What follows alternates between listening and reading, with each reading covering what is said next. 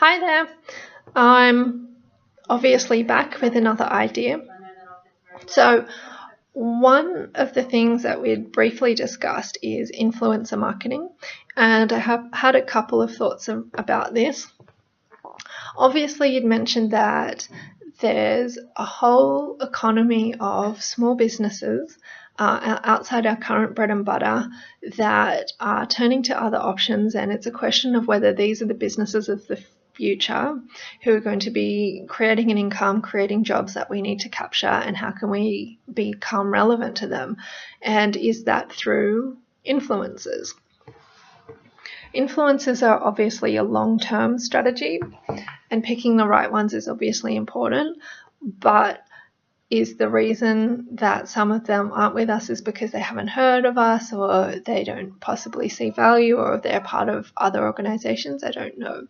But what we do have are existing influencers, so top tier organizations that are members, which is the best first place to start when it comes to influencer marketing, obviously, and then working backwards to see, well, who are the types of people that we want to attract to the business first and foremost, and finding the head of that audience at the moment to bring them into the chamber.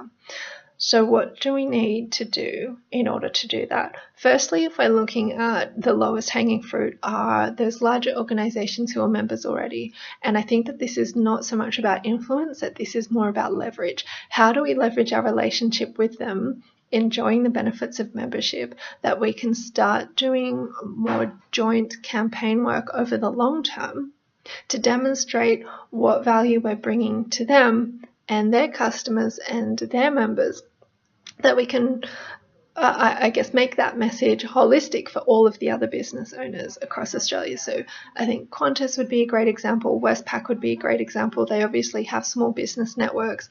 There is so much that we could do in interlinking both of our communities if we possibly looked at a strategic marketing initiative over the course of 3 years, and how we're going to grow not only both of our audiences, so it's a win-win agreement, other than just straight sponsorship, of course, but how can we engage in real-world experience, real-world influencer marketing? And I think I've got quite a few ideas on how we can do that through social media and engaging their audience, and how we can do through a couple of different channels on our end to engage another audience for them as well, because it has to absolutely be a win-win type of agreement.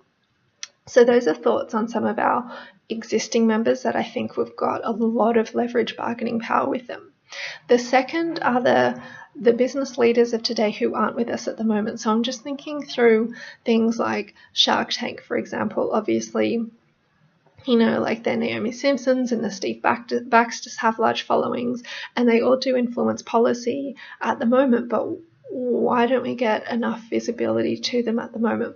Because maybe we haven't crossed paths, they don't see the value yet. What if we brought them in to give them a taste of the chamber as a priority client, a VIP, and as a contra agreement, and able to get them to demonstrate how our services and our offering has benefited their organization. So walking, talking case studies for a set period of time. I think that there are other ideas, not just around those with high profiles like television-wise, but those with high business profiles in Australia who are making a dent, because we can marry that up with some of our trade work that we're doing. So great examples, Atlassian, for example. So the Mike Cannon-Brooks and the Scott Farquhars of the world, they're not only making a dent in Australia, but they're making a dent internationally. So I'm aware that we've got a lot of the small business bread and butters who are maybe not aspiring to be like that, but are the customers of tomorrow that we want more like the ones that are going to be breaking through those trade barriers, because that's, let's face it, going to be one of our only options going forward in Australia. I think when it comes to influencing influencers, the offering has to be really very significant for them to want to be able to obviously put their reputation on the line as well. And I think they have to be not just integrated into a promotion like that as a straight set promotion, but they have to be integrated into part of their business. So the offering is really, will you advise us on how to help structure and create maybe a package of your own Naomi Simpson. So we have the Red Balloon tier membership or something along those lines. So there's that part of ownership that they've been able to create some level of value, not only within the organization, but some type of ownership, so they feel that it's theirs. Then maybe they may be even more influenced to use the product, talk about the product, particularly when it's theirs. So looking at potentially that idea of co-ownership influencing rather than a straight sponsorship or a straight contra, we'll give you some for free, you give us some exposure. Those are just a couple of, I guess, light ideas around influencer marketing and how we can leverage it. That really does all hinge off the type of customer persona that we want in the next 5 years. And that obviously boils back to which are the type of businesses and business owners who are going to be around in 5 years so we can remain relevant. Thanks.